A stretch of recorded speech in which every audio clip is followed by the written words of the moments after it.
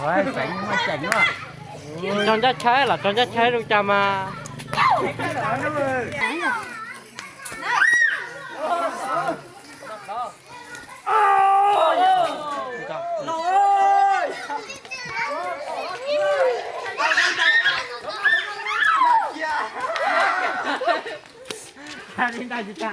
Chống bảo nó cho dẫn tàu lúc về nè bảo nó đó cho nó tí cho cửa rất xa xứ này ra thì ó thế đó chỉ thiết y thế này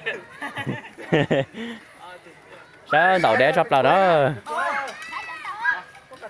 nó ui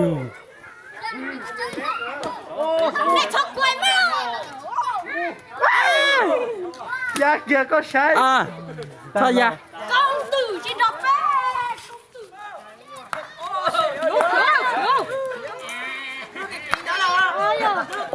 Này tôi chỉ hành mình đó. Ủa xong á. Đây, chạy lên.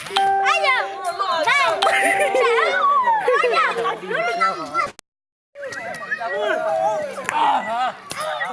Cho lại chơi ra đi nè. Cha, xin lỗi nó nên tao chỉ trâu kìa. Đi nọ vào thiệt hay quá.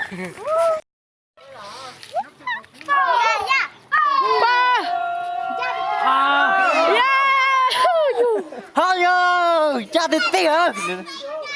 Tụi nó cha.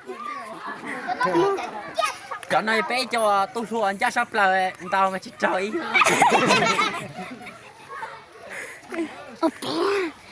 Cha nó chỉ có cha thôi. Chỉ dông cả. Hả quay. Có trở về nón rồi. Chỉ nói tôi đi trên tàu nữa đó. Bộ đấy liều. Bộ đấy liều một tí. Chưa thế. Tù nữa.